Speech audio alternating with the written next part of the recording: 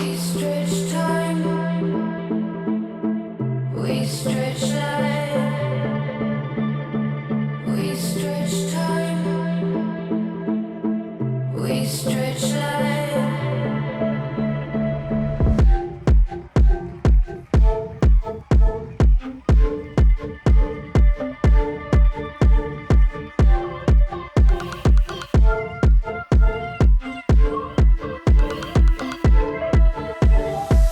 Hayward is probably a faster track than most of the spaces that they run on up until then. So that brings a little different challenge, and they're gonna be racing against the fastest kids in the country.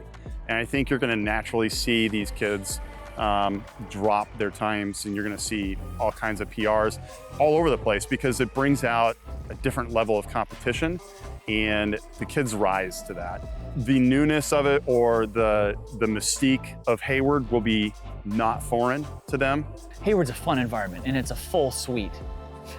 Right? You got pacing lights out there. You have announcers out there that know more about your career than you do. That's where it should feel more like home. It should feel more like they own that space. They've been there before. And that's a big part of what we've been working on is getting them comfortable doing a lot of things that are more challenging, from the travel to warming up in different places they're familiar with, places they're unfamiliar with, and gaining more of those experiences. And Hayward Field provides a great environment to do that. It's the best environment in the world.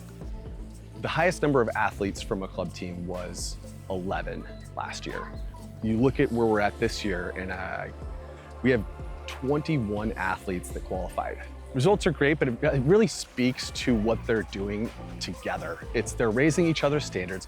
And the one thing when we started this whole thing, I was like, hey, the one thing I'm gonna ask for is I'm gonna ask for you guys to commit to helping make each other better. Yes, we're here for you to get better too, but the commitment that I need is that you are here to also make each other better.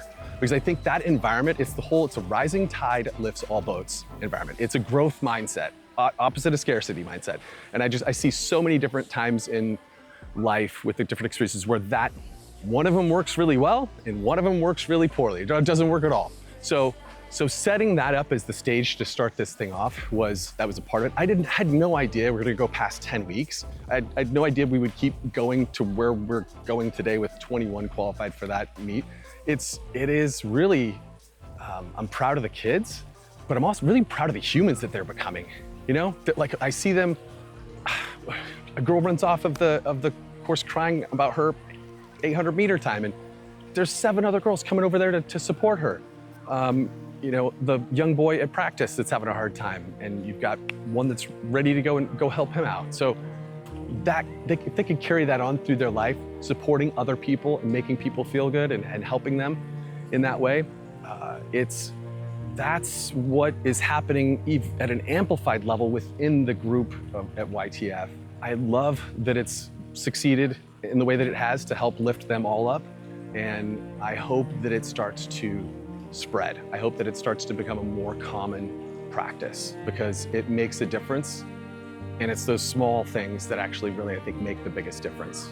Where it really becomes apparent that we have hit the mark over the winter and into the spring is we've got some of the high school kids who maybe haven't had the best high school experience, who are begging to come back.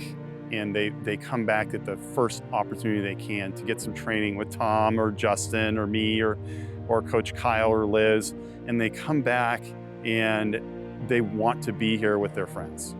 That's something that's really cool to see, that maybe is an untapped area for the high school kids, because there's a lot of high school programs that are very, very good and they're well coached.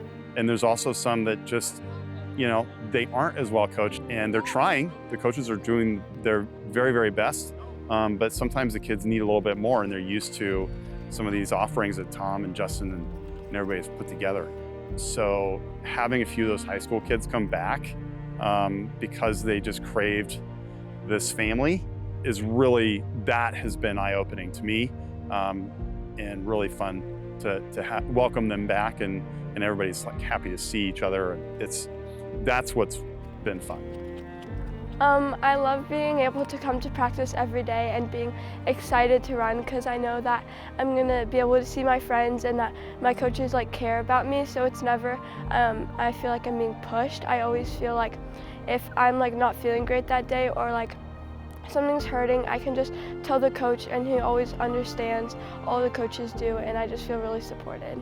I'm just happy to be here with the team, with everyone, because this is a great community and I'm happy to be a part of it. Yeah, I feel like I know everyone on this team very well, and we're all very close, and that makes it really fun to just get to go out and practice with your friends. And I hope that when they look back and they've moved on to college, that they'll remember this experience and the friendships that they made. You know, the highs and lows is what makes strong friendships and creates these great memories, and that they'll look back on this time and they'll remember the years that they did this. Some of our kids are going to go on and they're going to actually coach the youth kids. So they're going to come back next season and coach cross country for the middle school kids. So now we're developing the next generation of leadership and the next generation of coaches, and that means we're doing it the right way.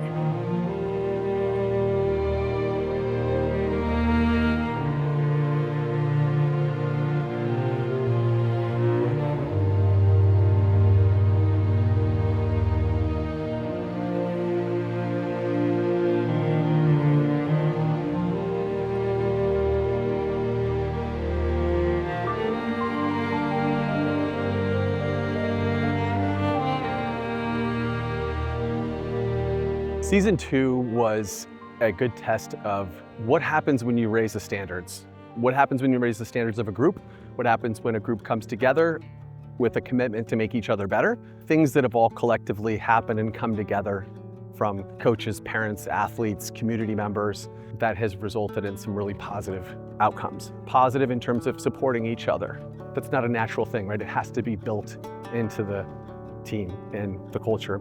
The environment and the culture that we're building it's starting to show a little bit. It's a special feeling to say, hey, you've had the opportunity to go explore other environments and you chose to come back to be a part of this group. It's just a badge of honor to see that happening. As a parent, it's great that it's not just a running club that they turn up and train in, it's community too. What's lovely is that everyone is supporting each other and actually interested in the other children and how they're doing and if their races went well and how their training going and get to know the other families as well and they're about their lives. The way that I see the environment changing in YTF, after the initial momentum and taking the leap and having faith in it and having belief in it, it started to attract an amazing set of a lot of coaches now who've jumped in. And so that is one of the things about this process, this model, is if you get somebody who's willing to kind of step forward and lead and get it started and get that first spark going, then you start to build that belief about what's possible. The same thing that we're teaching the kids. Yeah, I'd like YTF to be known for really the whole athlete development as a whole person. Not just a runner, but a great human being and someone with high standards. This could be a program where we're actually seeing some amazing community members. We're seeing some really great productive adults that are maybe coming back and helping coach their kids doing this 20, 30 years from now. I want this to continue on for the next decade and the decade after that. And I mean, I would love to see this outlast my lifetime.